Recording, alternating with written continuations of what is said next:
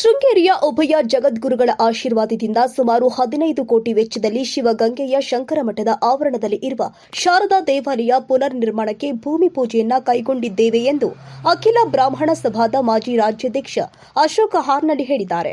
ನೆಲಮಂಗಲ ತಾಲೂಕಿನ ಸೋಂಪುರ ಹೋಬಳಿಯ ದಕ್ಷಿಣ ಕಾಶಿ ಶಿವಗಂಗೆಯ ಶ್ರೀ ಶೃಂಗೇರಿ ಮಠದ ಆವರಣದಲ್ಲಿ ಶಾರದಾ ಅಮ್ಮನವರ ದೇವಾಲಯದ ಪುನರ್ ನಿರ್ಮಾಣಕ್ಕೆ ಭೂಮಿ ಪೂಜೆ ಕಾರ್ಯಕ್ಕೆ ಚಾಲನೆ ಕೊಟ್ಟು ಮಾಧ್ಯಮಗಳೊಂದಿಗೆ ಮಾತನಾಡಿದರು. ಶೃಂಗೇರಿಯ ಉಭಯ ಜಗದ್ಗುರುಗಳು ಹಾಗೂ ಇತ್ತೀಚೆಗೆ ಬ್ರಹ್ಮೀಭೂತರಾದ ಶ್ರೀ ಪುರುಷೋತ್ತಮ ಭಾರತೀ ಸ್ವಾಮಿಗಳ ಆಶಯದಂತೆ ಮಠದ ಆವರಣದಲ್ಲಿ ಶಾರದಾ ಅಮ್ಮನವರ ದೇವಾಲಯ ಪುನರ್ ಪ್ರತಿಷ್ಠಾಪನೆಗೊಳ್ಳಲಿದೆ. ಈ ದೇವಾಲಯ 1905ರಲ್ಲಿ ನಿರ್ಮಾಣವಾಗಿ 100 ವರ್ಷ ಪೂರೈಸಿದೆ.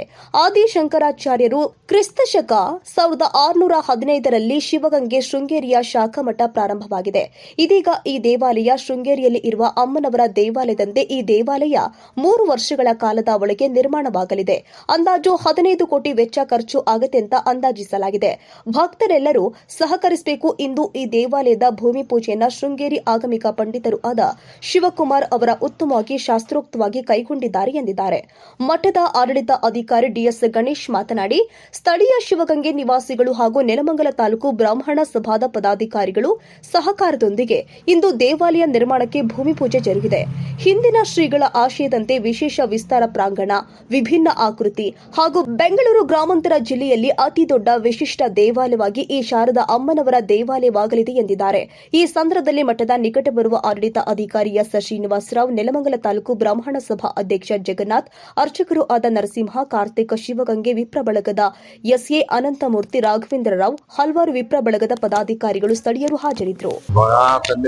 ಮತ್ತು ಸನ್ನಿಧಾನಗಳವರ ಆಶೀರ್ವಾದದಿಂದ ಈ ಶಿವಗಂಗೆ ಶಾಖಾ ಮಠ ಇಲ್ಲಿ ತನಕ ನಡ್ಕೊಂಡು ಬಂದಿದೆ. ಈ ಪೀಠಕ್ಕೆ ಯಾರು ಬೇಕಾದ್ರೂ ಯಾರಿದ್ರು ಸಹ ನಮ್ಮ ಶೃಂಗೇರಿ ಜಗದ್ಗುರುಗಳ ಆಶೀರ್ವಾದದಿಂದಾನೇ ಸಹ ಇಲ್ಲಿ ನಿಯುಕ್ತಿಗೊಳಿಸ್ತಾರೆ. ಈಗ ಸದ್ಯಕ್ಕೆ ಹಿಂದೆ ಇದ್ದಂತ ಪುರುಷೋತ್ತಮ ಭಾರತಿಗಳು ಒಂದು ಈಗ ಇಲ್ದಲೇ ಇರೋ ಕಾರಣ ನಾವು ಅವರಿದ್ದಾಗ ಕೆಲವು ಸಂಕಲ್ಪಗಳನ್ನ ಮಾಡಿದ್ರು.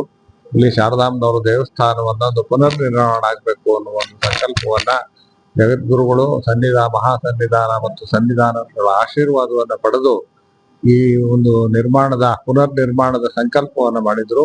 ಇವತ್ತಿನ ದಿನ ಆ ಒಂದು ಉದ್ದೇಶಕ್ಕೆ ಆ ಸಂಕಲ್ಪವನ್ನ ಮಾಡಿ ಇವತ್ತು ಶಾರದಾಂಬನವರ ದೇವಸ್ಥಾನದ ನಿರ್ಮಾಣದ ಒಂದು ಶಂಕುಸ್ಥಾಪನೆ ಅಂತ ಹೇಳಿ ಅದನ್ನ ನಮ್ಮ ಶೃಂಗೇರಿ ಇಂದನೇ ಬಂದಿರತಕ್ಕಂತ ಪಂಡಿತ ಶಿವಕುಮಾರ್ ಶರ್ಮರು ಅವರ ಮಾರ್ಗದರ್ಶನದಲ್ಲಿ ಇವತ್ತು ನೆರವೇರಿದೆ. ಇವತ್ತಿನ ದಿನದಿಂದ ಶಾರದಾಂಬನವರ ದೇವಸ್ಥಾನದ ಒಂದು ನಿರ್ಮಾಣದ ಕೆಲಸ ಅತ್ಯಂತ ಭರದಿಂದ ಸಾಗೋದ್ರಲ್ಲಿ ಯಾವುದೇ ಸಂದೇಹವಿಲ್ಲ. ಯಾಕೆಂದ್ರೆ ಗುರುಗಳ ಆಶೀರ್ವಾದ ಮಾಡಿದ್ಮೇಲೆ ಆ ಕೆಲಸ ನೆರವೇರೋದ್ರಲ್ಲಿ ಯಾವುದೇ ಒಂದು ಸಂದೇಹ ಇಲ್ಲ. ಎಲ್ಲಾ ಆಸ್ತಿಕ ಜನರು ಸಹ ಈ ಒಂದು ಶಾರದಾಂಬನವರ ದೇವಸ್ಥಾನದ ಒಂದು ಪುನರ್ ನಿರ್ಮಾಣಕ್ಕೆ ಎಲ್ಲರೂ ಸಹಕಾರವನ್ನು ಕೊಟ್ಟು ಎಲ್ಲರೂ ಈ ಕಾರ್ಯದಲ್ಲಿ ಪುಣ್ಯ ಕಾರ್ಯದಲ್ಲಿ ಭಾಗವಹಿಸಿ ಒಂದು ದೈವ ಕೃಪೆಗೆ ಪಡ್ಕೊಳ್ಬೇಕು ಅಂತ ಹೇಳಿ ಈ ಮೂಲಕ ಕೇಳ್ಕೊತಾ ಇದ್ದೀನಿ. ನಮ್ಮ ಈ ಮಠದ ಒಂದು ಆಡಳಿತಾಧಿಕಾರಿಗಳು ಮತ್ತು ಹಿಂದಿನ ಆಡಳಿತಾಧಿಕಾರಿಗಳಂತ ಶ್ರೀನಿವಾಸರಾವ್ ಮತ್ತು ಗಣೇಶ್ ಅವರು ಸಹ ಒಂದು ಜಗದ್ಗುರುಗಳ ಮಹಾಸನ್ನಿಧಾನ ಮತ್ತು ಸನ್ನಿಧಾನದವರ ಆಶೀರ್ವಾದವನ್ನು ಪಡೆದು ಈ ಕಾರ್ಯಕ್ಕೆ ಸಂಕಲ್ಪವನ್ನು ಮಾಡಿದ್ದಾರೆ. ಅವರ ಕಾರ್ಯ ನಿರ್ವಿಘ್ನವಾಗಿ ನೆರವೇರಲಿ, ನಿಮ್ಮೆಲ್ಲರ ಒಂದು ಸಹಕಾರ ಇರಲಿ ಅಂತ ಹೇಳಿ ಈ ಮೂಲಕ ಕೇಳ್ಕೊತಾ ಇದ್ದೀನಿ. ಈ ವಿಷಯದಲ್ಲಿ ಇನ್ನು ಹೆಚ್ಚಿನ ಮಾಹಿತಿ ನಮ್ಮ ಶ್ರೀನಿವಾಸರಾವ್ ಅವರು, ಹಿಂದಿನ ಆಡಳಿತಾಧಿಕಾರಿಗಳು, ವಕೀಲರು, ಅವರು ಸಹ ಇದು ಸುಮಾರು 1905ನೇ ಇಸ್ವಿಯಲ್ಲಿ ಹಿಂದಿನ ಗುರುಗಳು ಸಚ್ಚಿದಾನಂದ ಸುಬ್ರಹ್ಮಣ್ಯ ಭಾರತಿಗಳು ಇದನ್ನ ಪ್ರಾರಂಭ ಮಾಡಿದ್ರು. ಈ ದೇವಸ್ಥಾನ ನಿರ್ಮಾಣ ಆಗಿತ್ತು. ಸುಮಾರು 100 ವರ್ಷಗಳ ಕಾಲ, 110 ವರ್ಷಗಳ ನಂತರ ಮತ್ತೆ ಇದು ಪುನರ್ ನಿರ್ಮಾಣ ಆಗ್ತಾ ಇರ್ತಕ್ಕಂಥದ್ದು. ಸುಮಾರು 15 ಕೋಟಿಗಳ ಇದನ್ನು ಇಟ್ಕೊಂಡಿದ್ದೀವಿ, ನಾವು ಬಜೆಟ್ ಇಟ್ಕೊಂಡಿದ್ದೀವಿ. ಆ 15 ಕೋಟಿಗಳವರೆಗೂ ಇದಕ್ಕೆ ವಿನಿಯೋಗ ಆಗುವಂತಹ ಅವಕಾಶ ಇದೆ ಅನ್ನೋದು. ಇದು ಒಂದು ವಿಶೇಷವಾಗಿ ಶೃಂಗೇರಿ ಶಾರದಾಂಬನವರ ದೇವಸ್ಥಾನ ಯಾವ ರೀತಿಯಲ್ಲಿ ಇದು ಮಾಡಿದಾರೋ ಅದೇ ತರದಲ್ಲೇ ಶಿಲಾಮಯವಾದಂತಹ ದೇವಸ್ಥಾನ ಆಗಬೇಕು ಅನ್ನುವಂಥದ್ದನ್ನು ನಾವೆಲ್ಲರೂ ಹೋಗಿ ಜಗದ್ಗುರುಗಳ ಪ್ರಾರ್ಥನೆ ಮಾಡಿದಾಗ ಅವರು ಆಶೀರ್ವಾದ ಮಾಡಿ ಆ ರೀತಿ ಸಂಕಲ್ಪ ನೆರವೇರಿಸಿದ್ರು ಅಂತ ಹೇಳಿ ಹಿಂದಿನ ಗುರುಗಳಾದಂತಹ ಶ್ರೀ ಪುರುಷೋತ್ತಮ ಭಾರತಿಗಳಿಗೆ ಆಶೀರ್ವಾದ ಮಾಡಿದ್ರು. ಅವರ ಕಾಲದಲ್ಲೇನೆ ಅಮ್ಮನವರನ್ನ ಈ ವಿಗ್ರಹವನ್ನು ತೆಗೆದು ಬಾಲಾಲಯದಲ್ಲಿ ಪ್ರತಿಷ್ಠಾಪನೆ ಮಾಡಿ ತದನಂತರದಲ್ಲಿ ಈ ಕಾರ್ಯಕ್ರಮವನ್ನು ಪ್ರಾರಂಭ ಮಾಡಿದ್ರು. ಅವರು ನೀಡಬೇಕಾದ ನಂತರದಲ್ಲಿ ಜಗದ್ಗುರುಗಳ ನೇತೃತ್ವದಲ್ಲಿ ಮಾರ್ಗದರ್ಶನ ಮತ್ತು ಆಶೀರ್ವಾದದಿಂದ ಇವತ್ತು ಇದನ್ನ ಶಂಕುಸ್ಥಾಪನೆಯಿಂದ ಈ ಕಾರ್ಯಕ್ರಮ ಇವತ್ತಿಂದ ಪ್ರಾರಂಭಿಸುತ್ತಾರೆ. ಹಿಂದೆ 110 ವರ್ಷಗಳ ಹಿಂದೆ ನಿರ್ಮಾಣ ಆಗಿದ್ದಾದ್ರಿಂದ ಆ ದೇವಸ್ಥಾನಕ್ಕಿಂತ ಇದು ಬಹಳ ವಿಭಿನ್ನವಾಗಿರುತ್ತೆ ಮತ್ತು ಅತ್ಯಂತ ಕಲಾಕೃತಿಯಿಂದ ಕೂಡಿರತಕ್ಕಂತಹ ದೇವಸ್ಥಾನ ಆಗುತ್ತೆ ಮತ್ತು ಅದರ ಆಕಾರ ಮತ್ತು ವಿಸ್ತೀರ್ಣ ಕೂಡ ಬಹಳ ದೊಡ್ಡದಾಗಿ ಬರುವಂತಹ ಇದೆ. ನಮ್ಮ ಇದರಲ್ಲಿ ನಮ್ಮ ಪ್ಲಾನ್ ನಲ್ಲಿದೆ.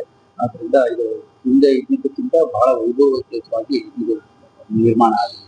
ಇಲ್ಲಿ ಎಲ್ಲ ಗ್ರಾಮಸ್ಥರು ಮತ್ತೆ ನೆಲಮಂಗಲ ಬ್ರಾಹ್ಮಣ ಸಂಘ ಅಧ್ಯಕ್ಷರಾಗಿರುವಂತ ಜಗನ್ನಾಥ್ ಅವರು ಮತ್ತೆ ನಮ್ಮ ಕನಿಕಾ ಪರಮೇಶ್ವರಿ ದೇವಸ್ಥಾನದ ಮುಖ್ಯ ಅರ್ಚಕರಾಗಿರುವಂತ ನಟರಾಜ್ ಅವರು ಹಾಗೂ ನಮ್ಮ ಗಂಗಾದೇಶ್ವರ ದೇವಸ್ಥಾನದ ಮುಖ್ಯ ಅರ್ಚಕರಾಗಿರುವಂತಹ ರಾಜು ದೀಕ್ಷಿತರ್ ಅವರು ಮತ್ತೆ ಸಮಸ್ತ ಗ್ರಾಮಸ್ಥರು ಈ ಒಂದು ಕಾರ್ಯಕ್ರಮಕ್ಕೆ ತುಂಬಾ ಬೆಂಬಲ ಕೊಟ್ಟಿದ್ದಾರೆ.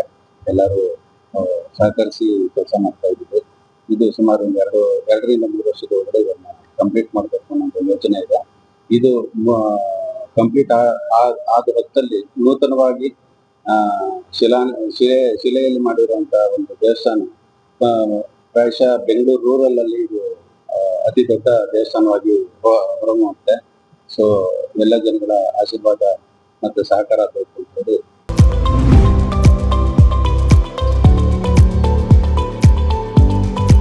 Info technology groups and developers and promoters ವತಿಯಿಂದ ಕಂಪ್ಯೂಟರ್ ತರಬೇತಿ ಕೇಂದ್ರ ಹಾಗೂ ಸ್ಪೋಕನ್ ಇಂಗ್ಲಿಷ್ ತರಗತಿಗಳು ಪ್ರಾರಂಭವಾಗಿದೆ.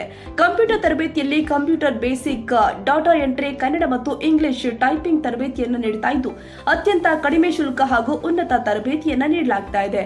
ಎಲ್ಲ ಕೋರ್ಸುಗಳಲ್ಲೂ 50ರಷ್ಟು ರಿಯಾಯಿತಿಯಲ್ಲಿ ಶಿಕ್ಷಣವನ್ನ ಕೊಡಲಾಗ್ತಾ ಇದೆ. ಕೆಲವೇ ಸೀಟ್ಗಳು ಮಾತ್ರ ಲಭ್ಯವಿದ್ದು ಅತ್ಯಾಧುನಿಕ ಶಿಕ್ಷಣ, ಉತ್ತಮ ಶಿಕ್ಷಕರು ಇದ್ದು ಅತ್ಯುತ್ತಮ ತರಬೇತಿಯನ್ನು ನೀಡಲಾಗುತ್ತೆ. ಹಾಗಿದ್ರೆ ಒಮ್ಮೆ ಭೇಟಿ ಕೊಡಿ. Info technology groups and developers and promoters, Sharada hospital ಎದುರುಗಡೆ, ಪರಮಣ್ಣ ಲೇಔಟ್, ಬಸ್ ನಿಲ್ದಾಣದ ಹತ್ತಿರ, ನೆಲಮಂಗಲ 562123. ಹೆಚ್ಚಿನ ಮಾಹಿತಿಗಾಗಿ ಸಂಪರ್ಕಿಸಿ. Office number 9972723354. ರಘು ಕೆವಿ 9620718122 ಹಾಗೂ ರೇಖಾವಿ 8861510716. ನಮಸ್ತೆ, ನನ್ನ ಹೆಸರು ರೇಖಾ. ನಾವು ನೆಲಮಂಗಲದಲ್ಲಿ Sharada hospital opposite info technologies ಅಂತ ಕಂಪ್ಯೂಟರ್ ಸಂಸ್ಥೆಯನ್ನು ಓಪನ್ ಮಾಡಿದ್ದೇವೆ. ಇಲ್ಲಿ ಎಲ್ಲ ಥರ ಮಕ್ಕಳಿಗೆ ಕಂಪ್ಯೂಟರ್ ಕ್ಲಾಸಸ್ ಮತ್ತು ಸ್ಪೋಕನ್ ಇಂಗ್ಲಿಷ್ ಕ್ಲಾಸಸ್, ಟ್ಯೂಷನ್ಸ್ ಕೂಡ 1ನೇ ತರಗತಿಯಿಂದ 10ನೇ ತರಗತಿವರೆಗೂ ಮಾಡ್ತಾ ಇದ್ದೀವಿ. ಈ ವೆಕೇಶನ್ಸ್ ಅಲ್ಲಿ ಸಮ್ಮರ್ ಕ್ಯಾಂಪ್ ನಡೆಸ್ತಿದ್ವಿ. ಸಮ್ಮರ್ ಕ್ಯಾಂಪ್ ಅಲ್ಲಿ ಮಕ್ಕಳು ರೀಡಿಂಗ್ ಸ್ಕಿಲ್ಸ್ ನ ಇಂಪ್ರೂವ್ ಮಾಡ್ಕೋಬಹುದು, ಹ್ಯಾಂಡ್ ರೈಟಿಂಗ್ ಸ್ಕಿಲ್ಸ್ ನ ಇಂಪ್ರೂವ್ ಮಾಡ್ಕೋಬಹುದು, ಮತ್ತೆ ಮೈಂಡ್ ಗೇಮ್ಸ್ ಇರುತ್ತೆ. ಫಾರ್ ಎಕ್ಸಾಂಪಲ್ ಚೆಸ್ ಮತ್ತೆ ಕ್ಯೂಬ್ ಕೂಡ ಇಲ್ಲಿ ಹೇಳ್ಕೊಡ್ತಾ ಇದೀವಿ. ಈ ಟೈಮಿಂಗ್ಸ್ ಬಂದು ಮಾರ್ನಿಂಗ್ 8 to ಈವ್ನಿಂಗ್ 7 ತನಕ ನಾವು ನಡೆಸ್ಕೊಡ್ತಾ ಇದೀವಿ. ಎವ್ರಿ ಸಂಡೇ ಹಾಲಿಡೇಸ್ ಇರುತ್ತೆ.